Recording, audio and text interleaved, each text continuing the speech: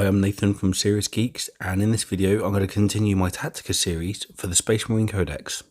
Since it's one of the units that is most changed in the entire Codex due to the additional wound and the changes to the weapons, I'm going to start with the Tactical Squad.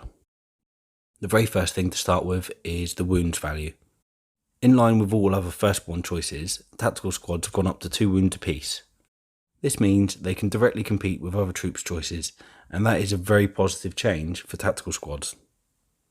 The most glaring weakness that they might have is they don't have access to transhuman physiology, so a large squad of them can't be saved from being wiped off an objective using that stratagem, unlike intercessors for example, which do benefit from that. So when considering survivability, this squad is about equal to its peers. It's a little bit behind if you consider the use of transhuman physiology, but that is a stratagem that becomes rather expensive if you use it on units that are larger than 5, and less than that it kind of begs the question, is it worthwhile? Additionally, transhuman physiology can only be used on 1 unit per phase, and it also costs command points. It's an important factor to bear in mind, but I don't think it makes a tactical squad totally worthless on the table. In fact, as I'll detail later on, I believe that it makes the tactical squad very useful to be taken in a Space Marine army of combined arms. Next up, we move up to the armament of a tactical squad, and this is where they really shine. The basic armament is a Space Marine bolter. It has the tried and tested range 24, rapid fire 1, strength 4, AP 0 and damage 1 stat line. It's a reasonable weapon, it can do a number on infantry squads, especially in the tactical doctrine, and it'll also take off a couple of wounds in a pinch against this toughness 7 vehicle, and sometimes you do need to do that, you might have no other option, but it's not obviously an ideal target. A lot of people will compare the Space Marine bolter to the Intercessor bolter, and obviously the Intercessor bolter is superior. However, a lot of people like Intercessor bolters changed to auto bolters, which gives them the exact same stat line as the Space Marine Tactical Squad bolter, but they have 3 shots at Assault 24. So naturally it's got more firepower, but at the end of the day it's still a strength 4 bolter. So I don't think it really means a massive deal to a unit's capacity on the table if you have other factors in play. It is something to bear in mind. Obviously, firing at infantry, the Intercessor squad is going to do a lot better than the tactical squad. If that was the sole consideration, then the tactical squad would never get a look in. It would have 1 less attack and it would have less bolter shots. However, there's another factor that has to be borne in mind. The tactical squad has a list of options that it can take to boost it up. The sergeant alone can take combi weapons as well as close combat weapons, which is similar to other squads such as intercessors. However, the use of combi weapons and pistol weapons makes the squad a little bit more dangerous in firepower stakes. As can be expected, a single combi weapon is not going to make or break the unit, but when you add it to the fact that a Space Marine Tactical Squad can take a special weapon, which can mirror the combi weapon, so you could have, say, 2 plasma weapons in a 5-man squad, or a combi grav weapon and a grav gun, or 2 flame weapons, you can actually see that the Tactical Squad has a lot of utility here, and it starts to boost up in power. Same goes for the choice of a heavy weapon. It means that the unit has an additional killing power and capacity at 5-man, and when you increase to 10-man, you could obviously have all of these weapons in the unit, a special, a combi, and a heavy. Let's be under no illusions, I'm not saying that the Tactical Squad is going to wipe out units left, right and centre, but what they do add to the table is the ability to take additional weapons that boost up the power of your army in a troop selection. In fact, they are the only troop selection that really allows you to do this, with the exception of the heavy intercessors, which are limited to the bolt weapons. What the Tactical Squad can really do is fill out your battalion with special and heavy weapons, which basically means you have more killing power for cheaper, more points efficient cost. A lot of people will say, but a Tactical Squad isn't necessarily points efficient. It's like, well, no, not if you compare it to a Devastator squad.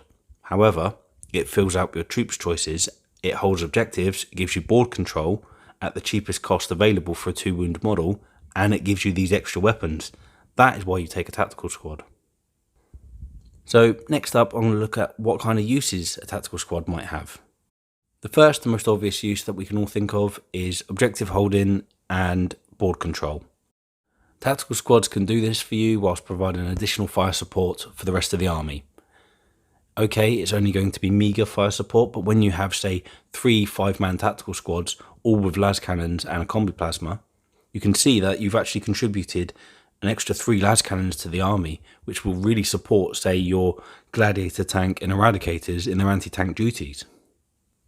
It's not particularly point sufficient, as I mentioned earlier, but it holds the position of troops choice, which means you're filling out your battalion. You're not spending command points to do so. So you're not just filling out on Devastator squads, which is obviously a possibility, but that would cost you command points. You're providing numbers at the back of the board that are 2 wounds apiece, so you're still holding those objectives relatively tightly. It also means that when you start to suffer casualties, which is inevitable in Warhammer 40,000, you'll still have a bit of firepower coming back quite strongly. If an intercessor squad loses 3 models, they're going to be in a bit of a position where they do almost nothing when it comes to killing other units. However, you kill 3 tactical marines out of a 5-man squad, you've still got the combi plasma and the heavy bolter, or the combi plasma and the plasma gun, or whatever you've armed them with, which makes them still a threat on the table. And in fact, in the late game, it makes them an incredible threat. When it comes to board control, you may have to put a tactical squad into a Rhino. This is a bit of a controversy because you're spending points on the Rhino, which is fairly expensive, but you're moving up the table when taking those objectives. Remember, the game of Warhammer 40,000 9th edition is won with the objectives. If you hold 3 objectives a turn, you're going to score roughly, depending on the primary missions, but most of them are the same, you're going to score roughly 15 victory points to the opponent's 10 or 5. That is going to win you the game. Of course, the tactical squad is not going to be able to wreck the opponent on its own, so that's where the second use comes into handy. A tactical squad can be additional numbers for a spearhead attack. You might have, say, a Vanguard veteran squad that is launching an assault on an enemy objective or a strong point or whatever, and then you can support them with, say, 10 tactical marines in a drop pod or in a Rhino, and all of a sudden you've got a lot more 2-wound models up the table to really overwhelm the opponent. And you're doing so with your troop selection. You're doing so with your most points efficient, cheapest unit. Using your tactical marines in this way is a bit of a niche. It depends on the build of your army. You might have other units that you want to throw forward. You might not hurt for these attacking units, but it's an option, and it's a nice option to have. How you want to arm your tactical marines is dependent on the situation and role you envisaged for them. If they're going to be holding back, taking objectives, you might want to consider some heavy weapons. If they're going to be moving forward and really getting up close with the enemy, you might want to put just pure special weapons on them. I heartily recommend adding at least a storm bolter to the tactical marine sergeant if you're not going to use a combi weapon. This means that you're always going to have quite a lot of firepower on the sergeant no matter what happens. And remember, Astartes chainsaws are free, so there's no excuse not to give him one.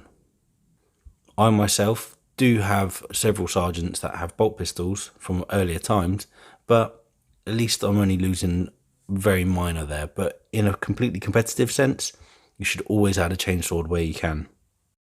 Don't worry too much if you haven't done so. It's not going to break the game, it's not going to break the unit, but it's something to bear in mind when building new units in the future. Astartes chainswords are excellent if you can get them for free.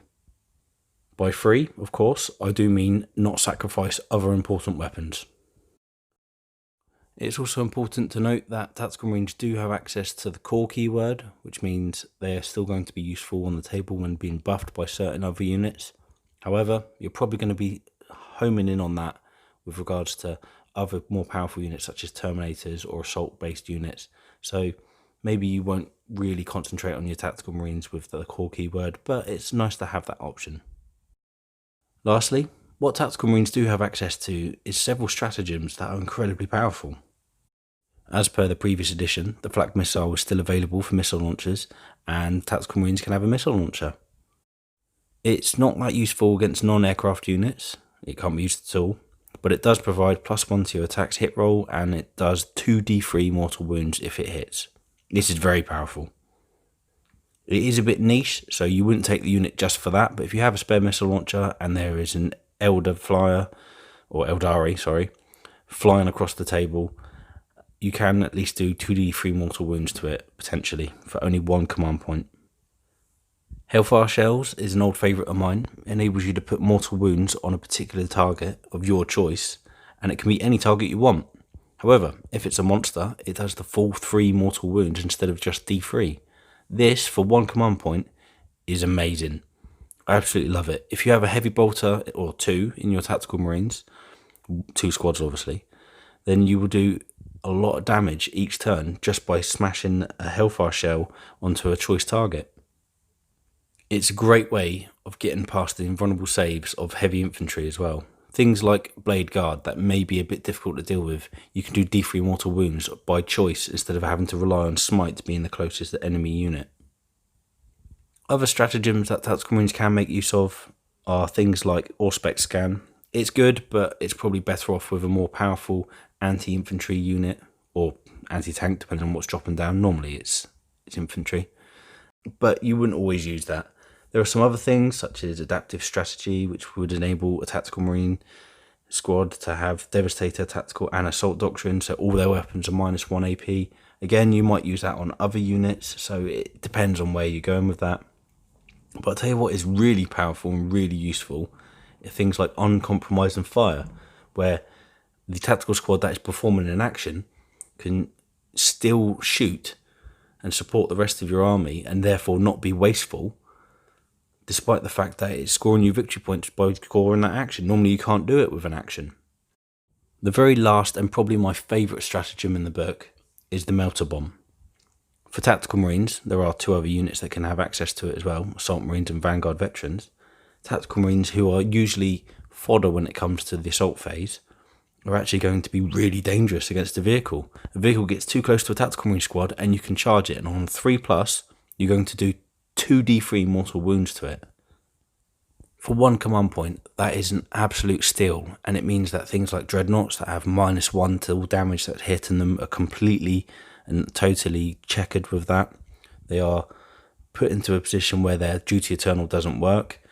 2d3 mortal wounds is going to cut through invulnerable saves, it's going to cut through toughness, and it could finish off vehicles or actually surprise people completely. It means your tactical marines are never completely vulnerable. They're always available to do something, and they are truly tactical. They could do just about everything on the table, something that people can't expect. Now, I hinted at earlier, one of the methods that I do actually suggest makes tactical marines very useful on the table, and that is in support of a combined arms Primaris and Firstborn approach. As an example, you might want to have a large footprint in the middle of the table of troops choices. So you might choose 10 intercessors that are going to march up the table and use their auto bolt rifles to hose down infantry whilst holding the board control in your favour. They can move towards objectives. Overall, they're going to be standing in the middle of the table, taking all the hits. You're going to be using transhuman physiology on them. So, a good way to support them would be with your other 2 troops choices from your battalion, because you have to have 3, being tactical squads, 5-man tactical squads in the back, with las cannons and plasma, combi plasma of course, because you can't do it at 5-man otherwise. And you're able to support that unit. You're able to provide a bit of anti-infantry and anti-tank on the table in your troop selections. You've got the intercessors doing the anti-infantry, and you've got the anti-tank coming from the tactical marines. Who's going to shoot the tactical marines when the middle of the board is flooded with intercessors? You could do similar with assault intercessors. You could do similar with several intercessor squads if you want 4 troops choices. It's a very useful method on the table to get a true combined arms feel. You've got Firstborn working alongside Primaris. And of course, if you want to take an all Firstborn army, you can do so and not feel like you've been shortchanged. Tactical Marines are going to be effective if they're your only troops choice, and you can rest assured that you're doing so without sacrificing the killing potential of the army, which is always very important if you have other choices as well. So overall, Tactical Marines have been a big leap up in their effectiveness on the table. The extra wound and the extra damage for a lot of their weapons has made a big difference, and their utility along with their stratagem support makes them actually useful troops choice on the table now. So I recommend taking some if you want to. Obviously, it's all dependent on your army theme. Anyway, that's it from me. Please like and subscribe to try and support the channel, and I'll catch up with you all soon. Peace out.